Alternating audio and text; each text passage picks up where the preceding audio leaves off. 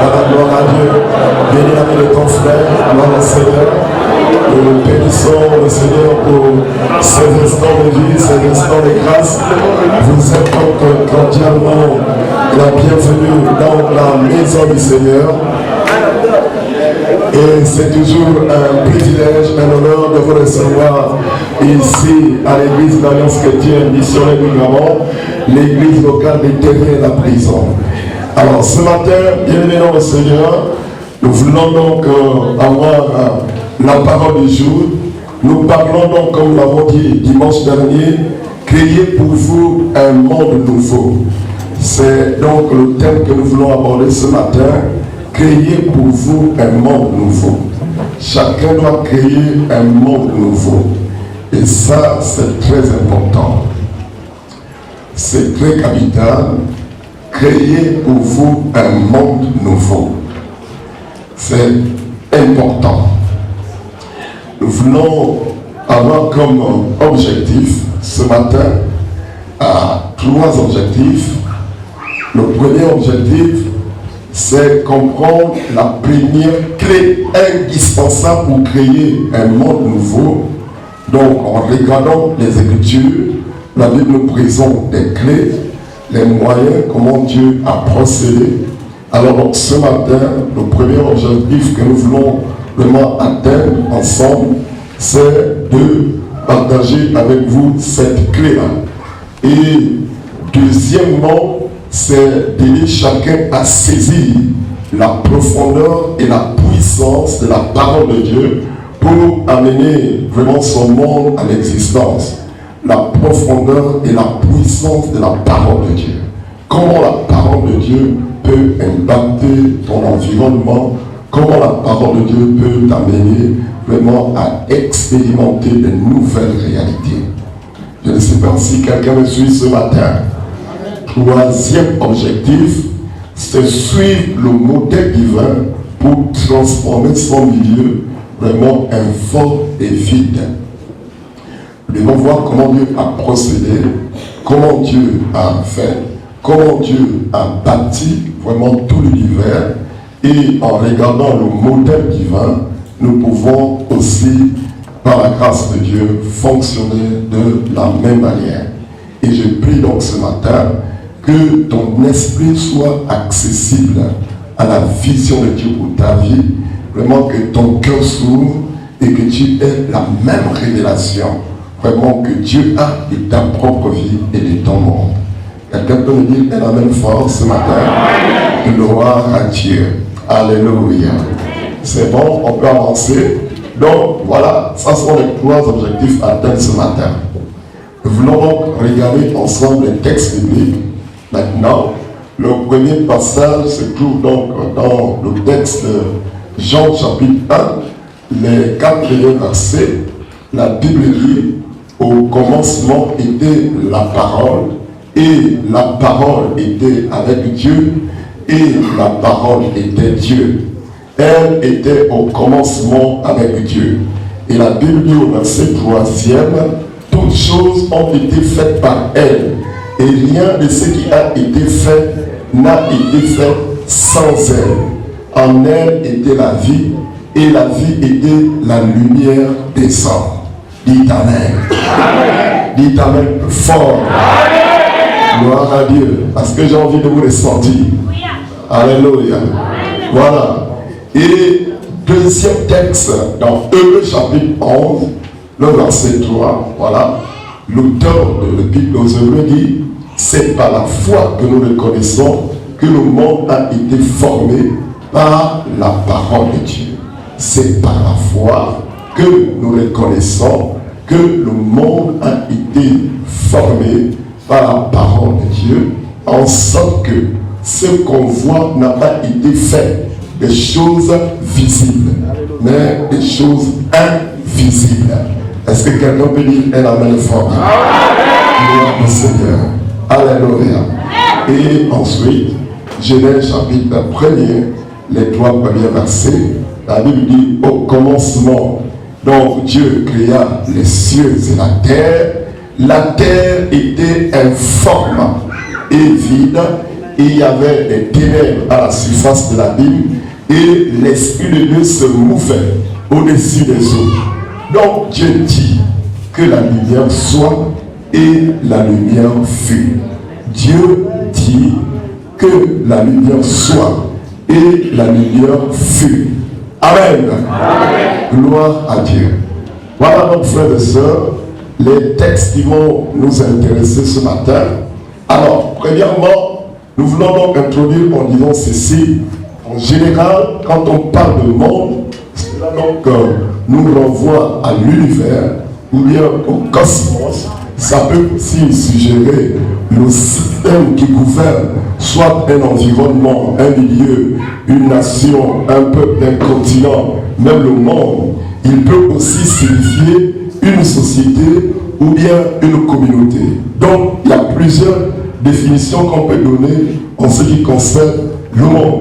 Dans notre message ce matin, puisque vous êtes là d'emblée, vous suivez, nous voulons donc utiliser ce mot pour signifier notre univers immédiat, notre entreprise, notre environnement, mais aussi bien notre type d'homme. Vraiment, c'est-à-dire vraiment la catégorie des personnes que nous voulions vraiment être. Et ça, c'est très important. Donc, c'est important de relever ça. Notre type d'homme, c'est vraiment bien et nécessaire. Vous savez, c'est bien vraiment de penser à ça ce matin, de regarder et de considérer ce que la Bible enseigne. Même quand Jésus a commencé son discours, il a toujours relevé la nécessité de changer de direction et de mentalité. Donc il est important de comprendre l'orientation au moment de ce matin.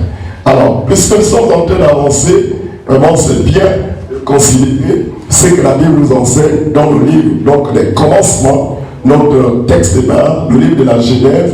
Le livre de la Genèse a été écrit pour ceux qui lisent la parole de Dieu, vraiment pour répondre aux questions essentielles au sujet donc des origines du monde.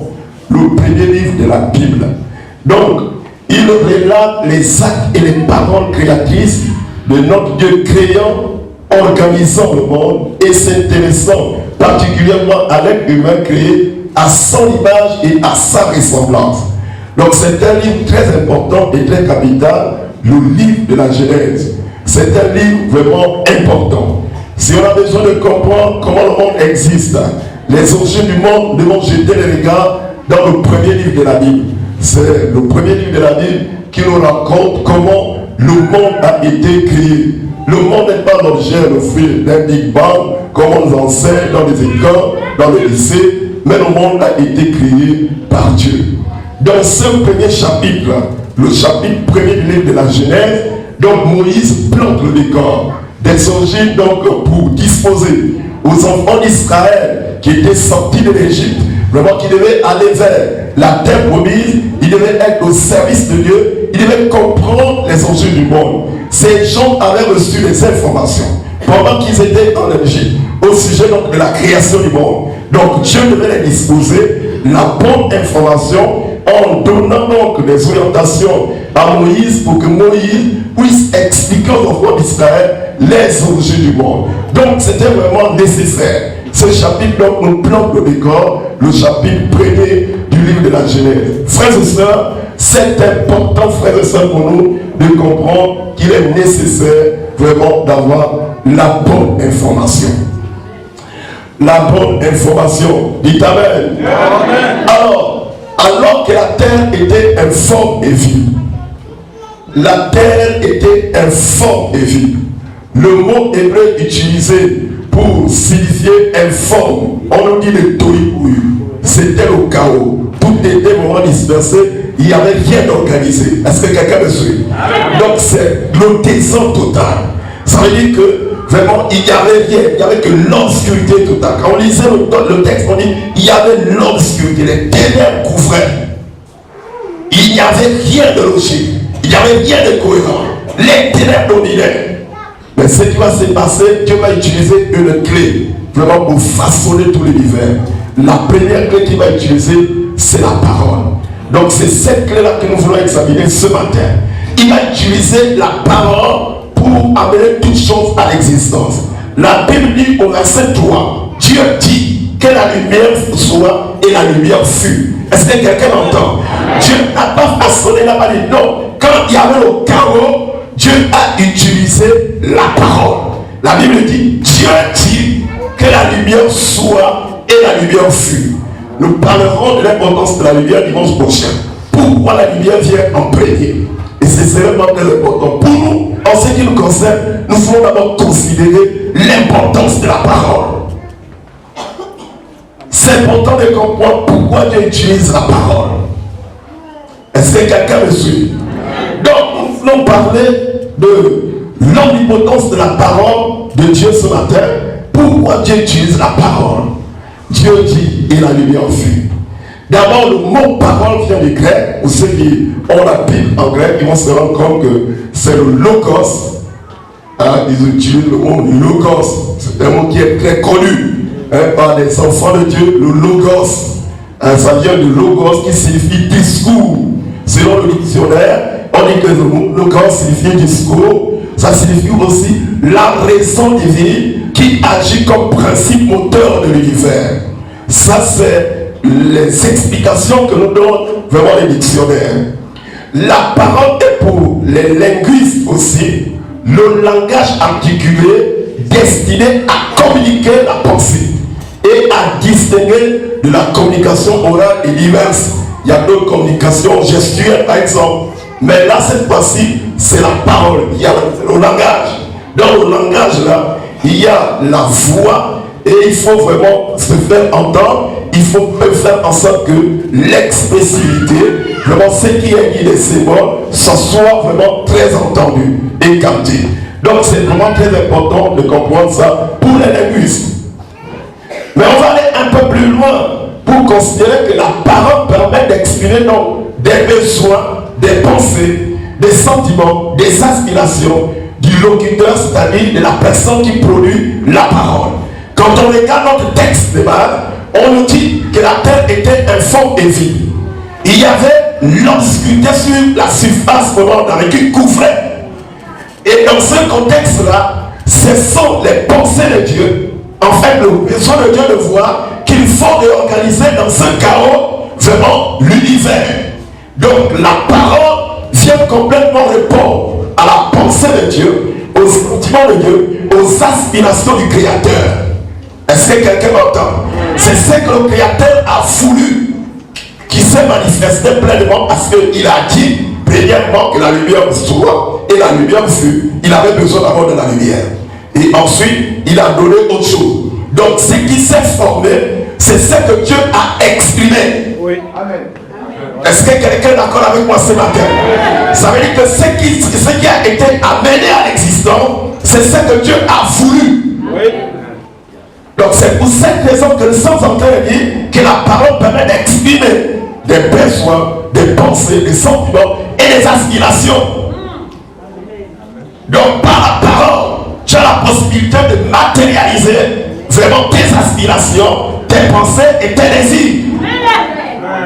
Je ne sais pas si quelqu'un entend ce matin. Donc il est important de le comprendre et de l'intégrer. Et la parole permet de témoigner et de soutenir le changement de conception de tout ce dont nous en avons besoin.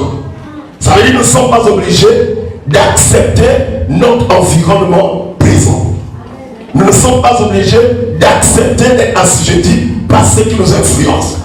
Nous ne sommes pas obligés de continuer à vivre tel que nous sommes en train de vivre. Nous avons un moyen qui peut nous permettre de changer notre environnement. Nous avons une clé qui peut nous permettre d'aller plus loin et de modifier les circonstances. Nous ne sommes pas obligés d'accepter d'être assujettis par les circonstances. Je ne sais pas si quelqu'un m'entend ce matin. Ça veut dire quoi? Ça veut dire que tout ce qui se passe autour de toi, tu peux soit les modifier, soit les accepter. Est-ce que quelqu'un m'entend ce matin? Donc c'est pour cette raison que nous sommes en train de dire, vous avez la possibilité de créer un monde nouveau. Vous avez la possibilité de créer vraiment un environnement qui vous permet de changer les circonstances autour de vous. Donc c'est pourquoi, frères et sœurs, il est intéressant pour nous de regarder ce que la Bible nous enseigne. Donc nous voulons avancer encore un peu plus loin.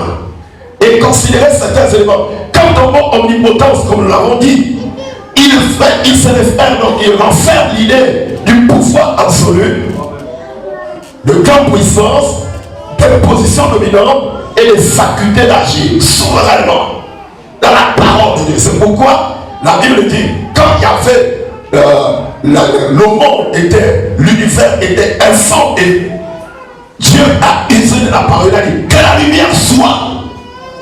Il a usé de la lumière et la lumière fut. Donc quand la lumière apparaît, les ténèbres se dispersent. Est-ce que vous êtes avec moi ce matin? Donc les ténèbres se dispersent. Et c'est important de nous rendre compte du pouvoir et de l'autorité de la parole. La parole est souveraine. Et vous avez la possibilité de donner le pouvoir à votre parole. Je ne sais pas si quelqu'un me suit. C'est très important, il faut bien sûr. Vous avez la possibilité de donner le pouvoir à votre parole.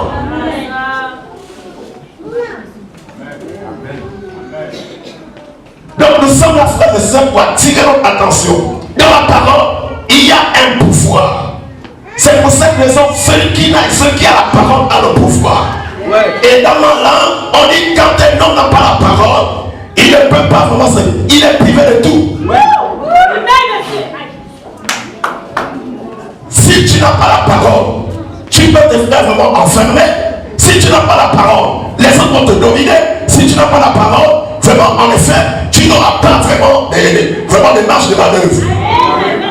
Donc il te faut la parole.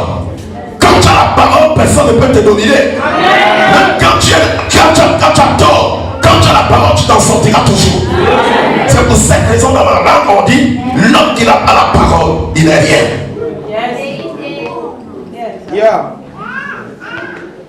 Je ne sais pas si quelqu'un m'entend ce matin. Frères et sœurs, c'est très important. Les enfants de Dieu doivent sortir de l'obscurité. Vous avez la parole avec vous. Lisez la parole. Regardez ce que la Bible enseigne. Regardez comment les choses sont agencées dans la parole de Dieu. Lisez la parole. Vous avez la possibilité de changer les circonstances qui tournent autour de vous. Vous n'êtes pas obligé d'être assujetti. Vous n'êtes pas obligé. Vous n'êtes pas obligé. Donc, frères et sœurs, ce matin, nous devons aller un peu plus loin. Regardons un peu ce que certains savants ont affirmé au sujet de la parole. Regardons ensemble. Il y a ce savant du 6e, 5e siècle avant Jésus-Christ, Eutyche d'Éphèse, un certain penseur le plus profond, donc avant Platon. Lui, il postule pour une puissance spirituelle, invisible et éternelle, omnipotente. Pour lui, qu'il appelle le Logos. Il voit dans le Logos et dans la parole ou dans la parole le principe stabilisateur et directeur de l'univers. Il dit pour stabiliser, pour contrôler, pour permettre qu'il y ait de l'ordre, il faut la parole. Est-ce que vous me suivez? Amen. Ça, c'est un penseur. C'est quelqu'un, c'est un philosophe. Et il a cru à ça et c'est ce qu'il a dit. C'est la source d'énergie et de l'ordre. La parole. Mais je ne sais pas qu'est-ce que nous faisons de la parole.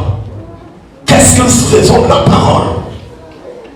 Vous savez, c'est très important de le comprendre.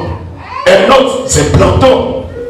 Donc on nous dit que Platon, il voit dans la parole, dans le logos, le principe et la force qui est à l'origine de l'univers. Le principe et la force. Donc, il y a un pouvoir dans la parole. Il y a une puissance dans la parole.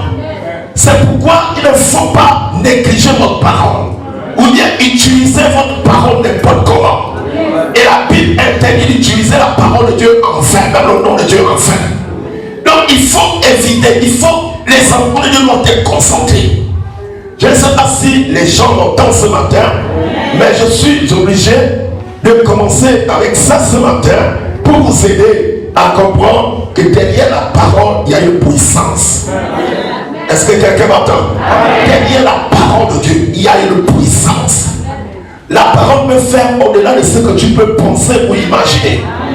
Là, derrière la parole, il y a un pouvoir. Écoute la parole. Ce matin, que ça bouleverse ta vie. Et ta destinée. Que ça bouleverse ta vie ce matin. Je prie ce matin que le Saint-Esprit bouleverse ton entendement. Regardons ce que la Bible enseigne. Maintenant, c'est que la parole de Dieu nous dit. C'est que la parole de Dieu nous dit. Qu'est-ce que la Bible nous dit? Dans l'Ancien Testament, le premier testament, la première partie de la Bible, on dit le mot hébreu qui est utilisé pour parole est tabar. Et on a traduit aussi dans certaines versions, la version de la Septante, par logos. Il affirme à l'intérieur, il dit dans cette version que Dieu est un Dieu qui parle. Dieu est un Dieu qui parle. Et c'est pourquoi Jérémie, le prophète, il va dire ceci: celui qui a créé l'être humain, pour que l'être humain ait les yeux, est-ce qu'il ne voit pas? Celui qui a créé l'être humain et a placé les oreilles, pour que l'être humain entende, est-ce qu'il n'entend pas? Celui qui a placé la bouche et la langue, pour que l'être humain puisse s'exprimer, est-ce qu'il ne parle pas? Vous entendez? C'est pour montrer que vraiment le Dieu de la Bible, c'est un Dieu qui parle.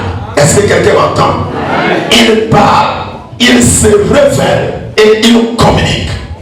Et c'est important de l'intégrer. Vous êtes avec moi ce matin?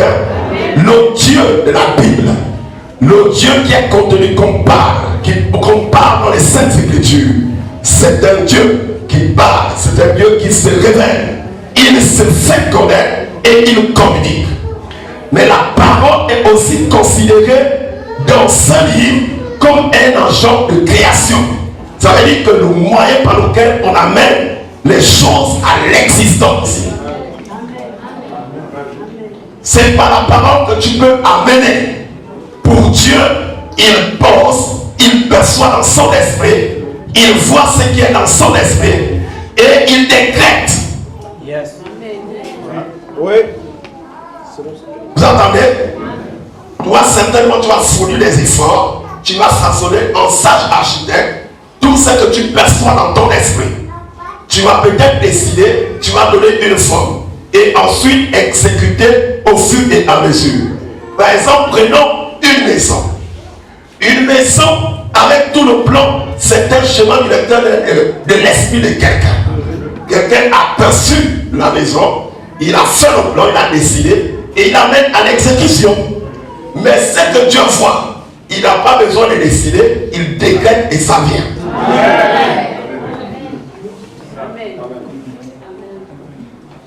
Est-ce que quelqu'un m'entend ce matin? Dieu décrète et ça vient.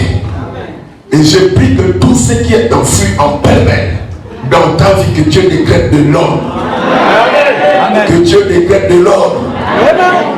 Que Dieu décrète de l'ordre.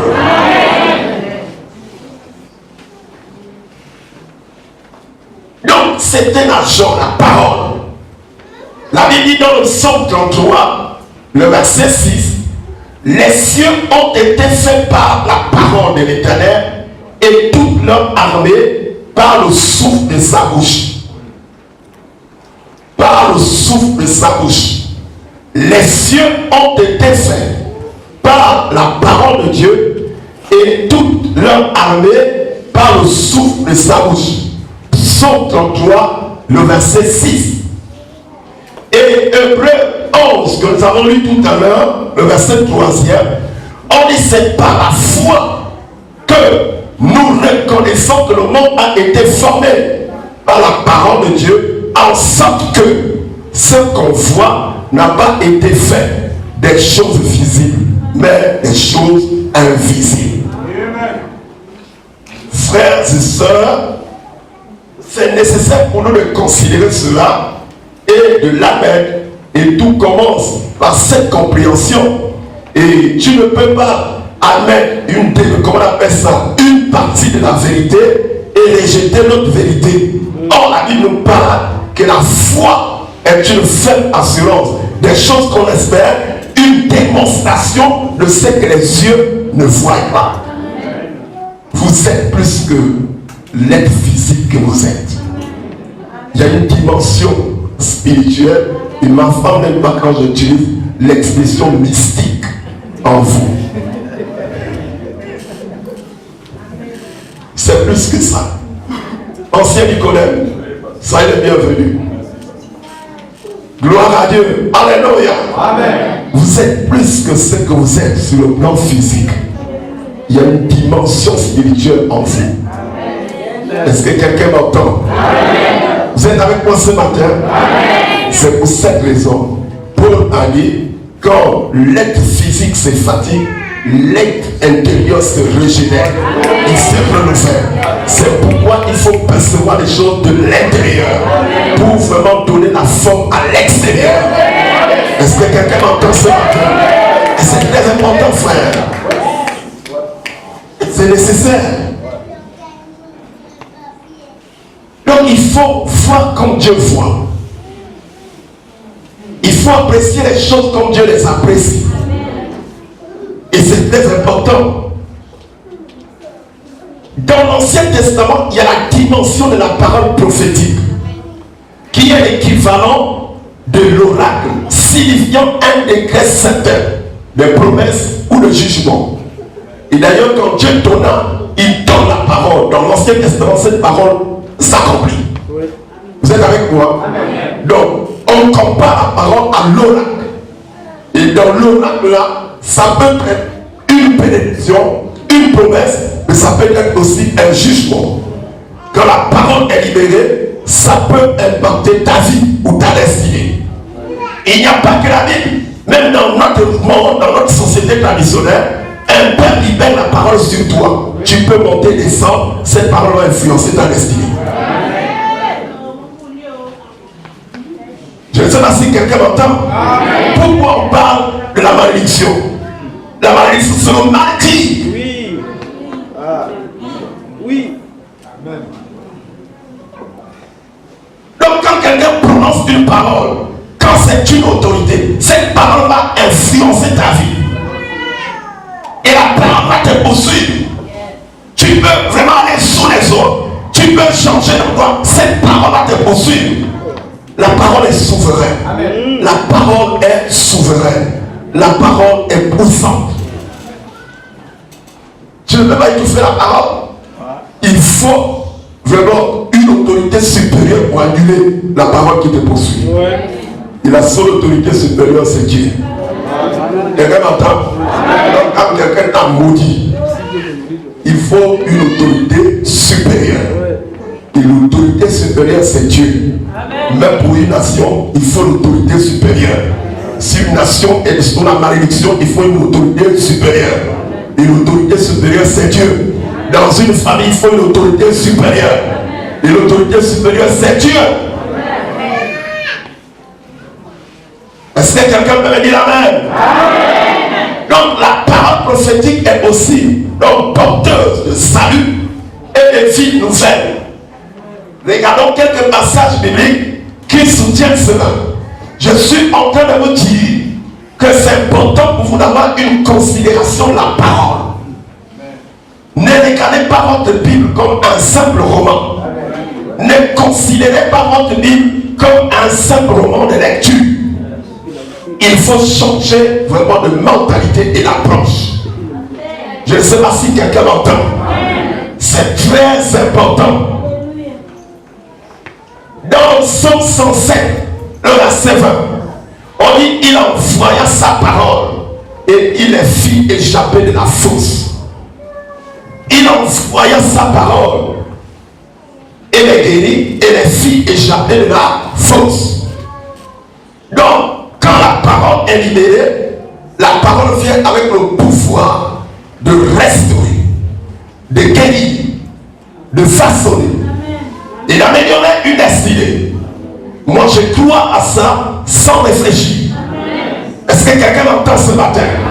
Lorsque la parole est libérée, cette parole a le plein pouvoir de pouvoir te guérir, de pouvoir te restaurer et de pouvoir changer ta destinée. Amen. Donc c'est pourquoi il ne faut pas négliger quand tu écoutes la parole. Il ne faut jamais être distrait. Vous savez, certains théologiens évoluent dans les expressions de la parole. Il y a le niveau du Logos, mais il y a aussi le niveau du Réma.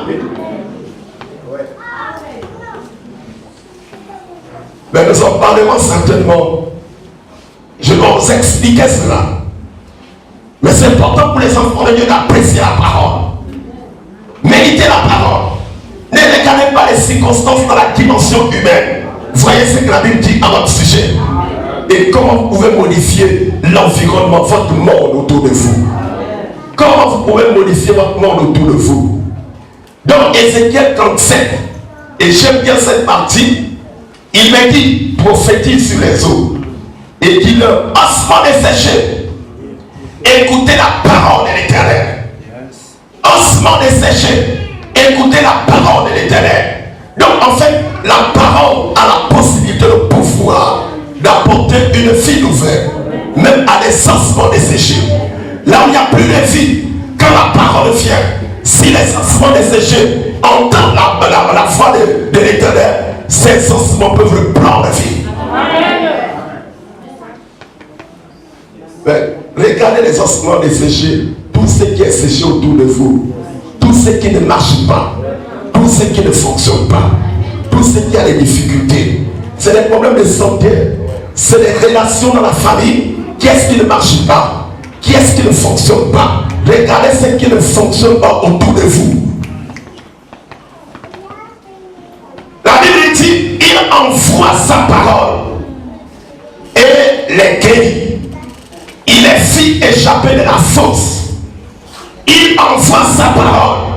Quand tu écoutes la parole, Dieu non seulement te guérit, mais la parole a le pouvoir de te sortir de la fosse pour te mettre en haut.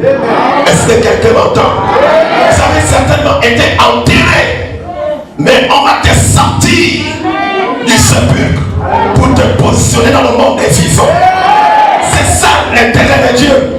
Dieu nous a disposé la parole. C'est pas d'abord pour lui, mais c'est pour restaurer ta vie. Dieu dispose de la parole. C'est pour notre intérêt. Dieu dispose de la parole. C'est pour notre bien-être. Le prophète Esaïe, dans le chapitre 55, verset 10, il a dit ceci: comme la pluie et la neige descendent des cieux, et ne retournent pas sans avoir arrosé, féconder la terre et faire germer les plantes, sans avoir donné de la sémence au semeur et du pain à celui qui mange. Ainsi en est-il de ma parole qui sort de ma bouche et ne retourne point en moi sans effet, sans avoir exécuté ma volonté et accompli mes desseins. Que la parole est libérée, elle vient accomplir les desseins de Dieu. Quand la parole est libérée, elle vient accomplir la volonté parfaite de Dieu pour ta vie. C'est pour cette raison qu'il faut saisir cela. Je ne sais pas si quelqu'un entend ce matin. Je veux que tu saches que c'est le plan de Dieu que tu parviennes à une certaine dimension. Et c'est possible. Dieu nous a créés à son image et à sa ressemblance. Tel il est, tel nous sommes. Ça veut dire que la même manière qu'il fonctionne, nous devons fonctionner comme il fonctionne. Amen. Que quelqu'un me dise la même fois bien ce matin. Amen. Est-ce que tu es là ce matin, mon frère? Amen. Il y a ton frère, tu as été créé à l'image de Dieu. Il c'est encore plus fort que tu as été créé à l'image de Dieu. Il c'est encore plus fort que tu as les chaînes de Dieu en toi. Yes. Alléluia. Alléluia.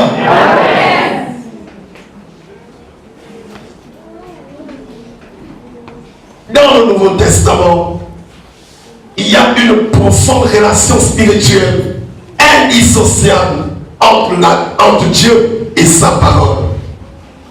Entre la parole et le Dieu créateur. Et c'est ce que nous avons lu au commencement. Était la parole. La parole était avec Dieu. Et la parole était Dieu. Il y a cette relation indissociable. On ne peut pas séparer vraiment la relation qu'il est la parole de Dieu et Dieu lui-même. Est-ce que quelqu'un m'entend ce matin? Il faut que tu l'apprécies. Quand tu es au contact de la parole, tu es au contact de Dieu lui-même. C'est ce que ça veut dire. Quand tu es au contact de la parole, tu es au contact de Dieu lui-même. Tu ne peux pas séparer Dieu de sa parole. C'est pour cette raison que vous devez avoir la considération de la parole. Vous devez célébrer la parole. Quand tu célèbres la parole, tu célèbres Dieu. Amen. Quand tu célèbres la parole, tu célèbres le Créateur. Amen. Et tu as la certitude qu'il agira dans sa parole. Amen.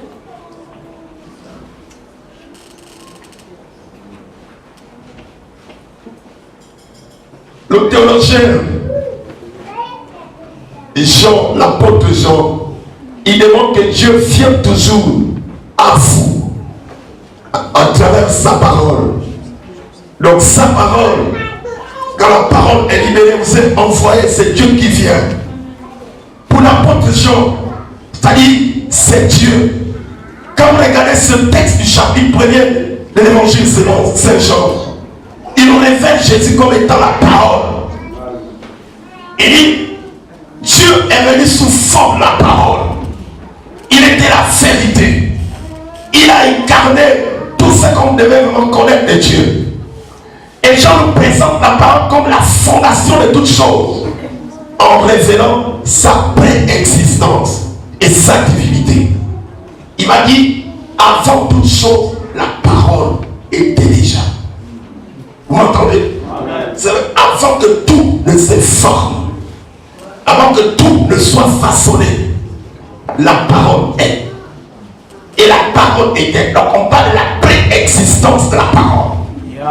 Toute chose est soutenue par la parole. Toute chose existe à la parole. Est-ce que quelqu'un le suit? Donc c'est d'abord la parole. Et c'est la parole qui a donné toute chose à l'existence.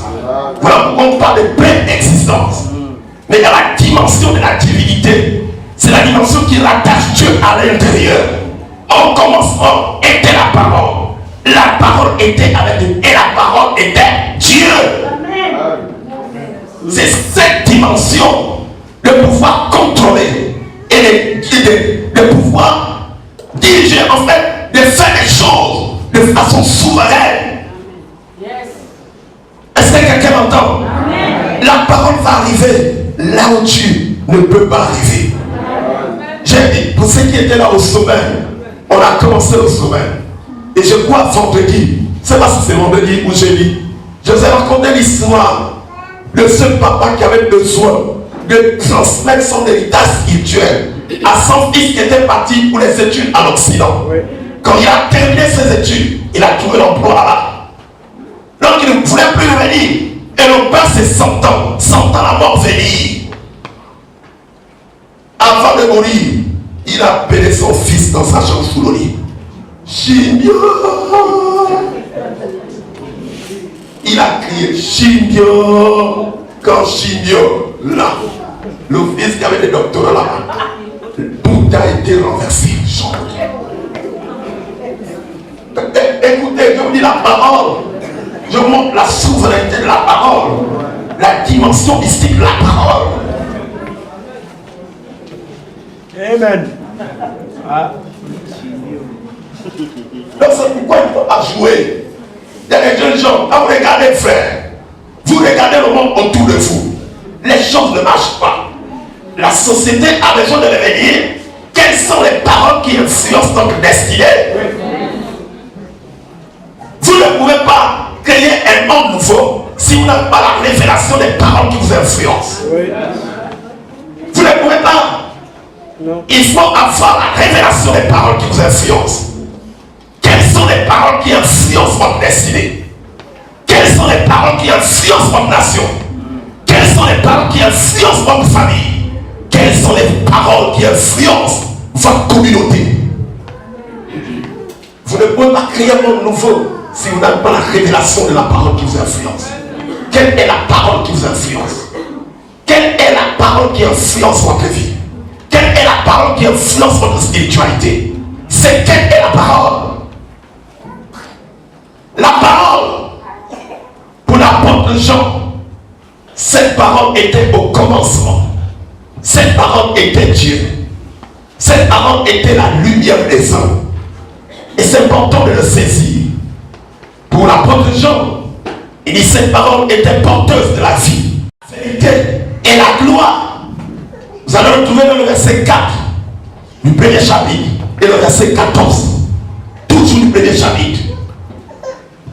c'est-à-dire, nous avons reçu de lui grâce pour grâce.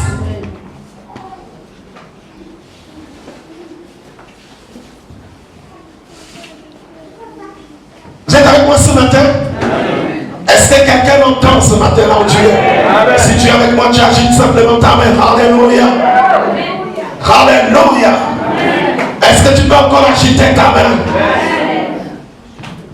Il est dit qu'en elle était la vie, et cette vie était la lumière des hommes. Ça, c'était la compréhension de l'apôtre Jean. Quelle est la parole qui vous influence? Quand cette parole est là, il y a la vie. Quand cette parole est là, il y a la lumière.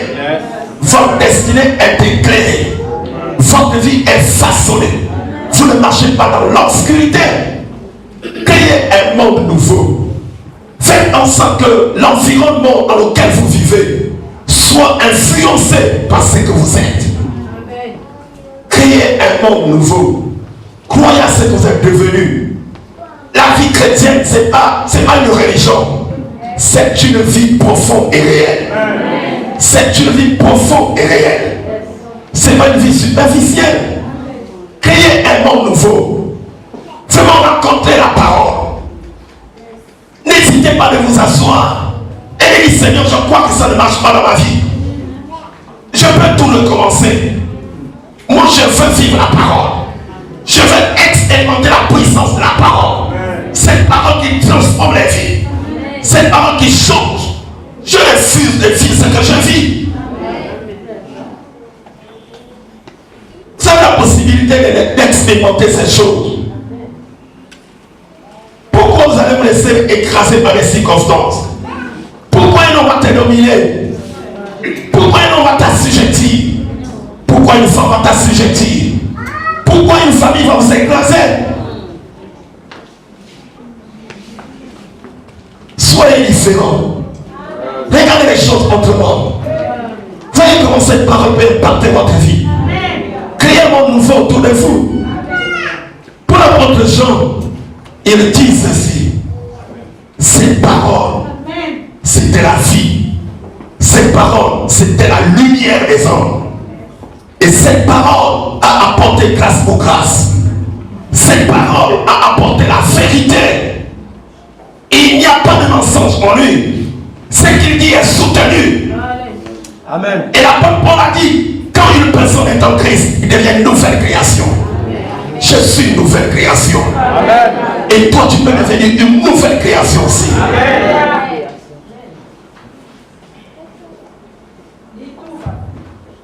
Vous avez la possibilité de vivre cette réalité.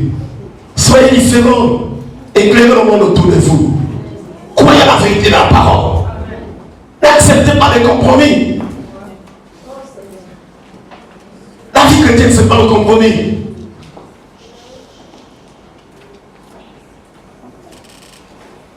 Dieu vient toujours à vous au travers de sa parole. Par le moyen de sa parole. Tu médites la parole, Dieu va se révéler à toi. Tu regardes la parole, Dieu va t'influencer. Tu seras différent des autres. La parole de Dieu a tout créé. Elle soutient toutes choses. Tout ce qui existe est soutenu par la parole. Vous retirez la parole du monde, le monde devient chaos. Je ne sais pas si quelqu'un m'entend. Oui. Vous retirez la parole du monde, le tohu-bohu revient. Oui. Vous retirez la parole du monde, le désordre revient. Là où il n'y a pas la parole, il y a le désordre, c'est le chaos. Les mains sont renversées. C'est pour cette raison, l'homme, il va plus loin. Il devient plus qu'un animal. Parce que vraiment un animal, il sait discerner la femelle. Mais quand les hommes vont arrêter les institutions, vont donner la réglementation, les homosexuels peuvent exister. Ils ont les droits. Mais regardez ce que ça fait dans la société. On renverse l'ordre. Mais ça dénote quoi? C'est l'absence de la parole. C'est l'absence de la parole. Créer un monde nouveau. N'acceptez pas de subir. Dites ce que vous croyez. Soutenez ce que vous croyez. La parole de Dieu est vivante. Elle est puissante comme une épée. L'épée du Saint-Esprit, comme les enfants l'ont exprimé tout à l'heure. C'est une parole dynamique. Cette parole est capable de pénétrer les profondeurs du cœur humain. Ça sépare l'âme de l'esprit. Ça va séparer même les jointures des os. C'est une parole vivante. Vous pouvez aussi créer votre monde par le moyen de la parole. Vous pouvez le faire. Vous avez été créé à l'image de Dieu et à sa ressemblance. Croyez. Il y a ton frère, il faut croire. Il y a ton frère, il faut croire. Regarde ta soeur et affirme cela qu'il faut croire. Moi je crois à un monde nouveau derrière la prison. Amen. J'annonce un monde nouveau derrière la prison. Amen. Je proclame un monde nouveau derrière la prison. Est-ce que quelqu'un m'entend ce matin? Je suis venu dire un monde nouveau derrière la prison. Et je le parle sincèrement. Un monde nouveau dans ta famille. Un monde nouveau dans ta maison. Un monde nouveau dans tout ce que tu fais. Je suis venu proclamer cela. Il faut que tu l'expérimentes au nom de Jésus. Pas avant. Les choses vont marcher maintenant. Tu as la parole de Dieu avec toi. Tu as la révélation de la parole de Dieu. Amen. Mon frère, les choses vont marcher chez toi. Amen.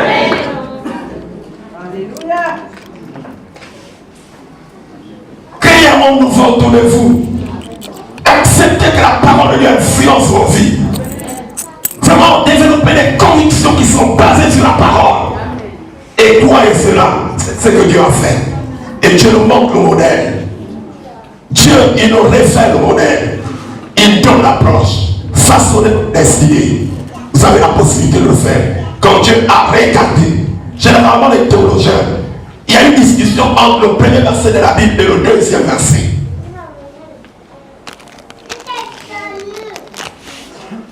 Pour les théologiens, certains théologiens pensent que Dieu n'a pas créé le monde informe et vide. Entre le premier verset et le deuxième verset, il y a eu une situation qui a bouleversé l'ordre. C'est pour cette raison, à partir du verset deuxième, il va maintenant démontrer vraiment ce qui a caractérisé le chaos. Et dans le verset troisième, quand il arrive, Dieu prend la parole, il use la parole pour disperser le chaos. Moi je pense et je crois, et c'est ce que j'admets, et la Bible nous révèle cela, vous avez été créé parfait. Amen. Tu as été créé parfait. Amen.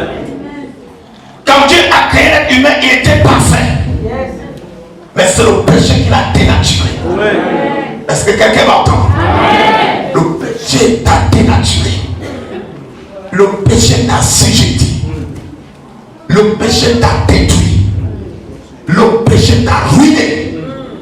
Le péché t'a ruiné. Le péché a plongé ta famille dans le chaos. Il te faut la parole. Et c'est cette parole qui peut changer ta vie. C'est cette parole qui peut changer ta destinée. C'est cette parole qui peut changer ta famille. Le fruit de tes entrailles. Moi je le crois. Et je prie que Dieu t'aide, mon frère. C'est pas pour rien que tu es là ce matin. Tu peux embrasser la parole. Tu peux accepter la parole.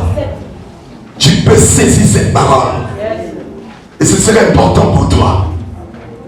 Frères et sœurs, nous voulons terminer en disant ceci.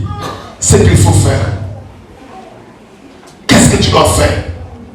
Il faut développer une attitude qui permet plutôt à la parole de Dieu d'être puissante et efficace en toi.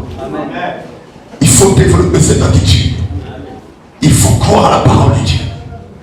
Il faut accepter que cette parole est puissante. Il faut croire que que ce que Dieu dit, s'en est accompli. Et la parole de Dieu ne peut pas retourner à Dieu sans avoir accompli ses desseins. Il faut croire. Il faut croire. Et la Bible dit, tu ne peux pas être agréable à Dieu si tu ne crois pas. Tout commence par là. Pour être agréable à Dieu, il faut commencer à croire. Il faut commencer à accepter ce que sa bouche dit. Il faut commencer à accepter ce que son enseignement nous propose. Il faut croire à l'efficacité de la parole. Il faut croire que la parole est puissante et dynamique. Il faut croire. Il faut croire. Il faut recevoir la parole. Développer une attitude qui permet à la parole de Dieu de rencontrer votre attitude, de rencontrer votre situation, de rencontrer votre difficulté, de rencontrer votre problème. Avant que la parole ne soit sur tes lèvres, Dieu connaît entièrement ce que tu veux dire. Est-ce que quelqu'un m'entend ce matin? Dieu connaît entièrement ce que tu veux dire. C'est pour cette raison qu'il faut être vrai avec toi-même. Il faut commencer à considérer que Dieu te veut le meilleur. Et Dieu peut accepter sa volonté. C'est très important. Pensons plus grand. Regardons les choses autrement. Il y a toujours une attitude qui permet à la parole de Dieu de sauver elle, de sauver une femme. C'est votre réaction à la parole. C'est votre réaction à la parole. C'est votre réponse à la parole. Comment tu réponds à la parole? Est-ce que tu es sceptique à la parole? Est-ce que tu es dubitatif à la parole? Est-ce que tu ne crois pas? Est-ce que tu es incrédule à la parole? Est-ce que tu acceptes la parole? Est-ce que tu crois à la parole? Beaucoup viennent dans les églises, ils écoutent la parole, mais ils sont sceptiques. Et insensiblement, frère. Mais votre attitude à la parole permettra à ce qu'il y ait des résultats. Amen. Est-ce que quelqu'un entend ce matin? Amen. Je te parle sérieusement, ma soeur. Ton attitude à la parole va produire les résultats. Amen. Ta façon de regarder. Et moi, je le crois de tout mon cœur. Amen. Vous êtes là. Dieu veut créer un monde nouveau à partir de vous. Amen. Votre réaction à la parole de Dieu est toujours proportionnelle au poids qu'elle a à vos yeux. Amen. Si la parole vraiment agit profondément dans votre cœur, dans votre âme, et vous acceptez que cette parole façonne votre destinée, vous deviendrez un homme nouveau, une femme de la nouvelle création. Vous aurez un monde nouveau. Vous aurez un monde nouveau. Un monde sans pareil. Vous allez être surpris par des événements et des circonstances. Parce que Dieu honore toujours sa parole. Mais je prie que Dieu te bénisse ce matin et rende cette parole puissante en toi. Est-ce que quelqu'un peut dire un amen plus fort bien? Alors, que Dieu vous bénisse. Veuillez vous lever.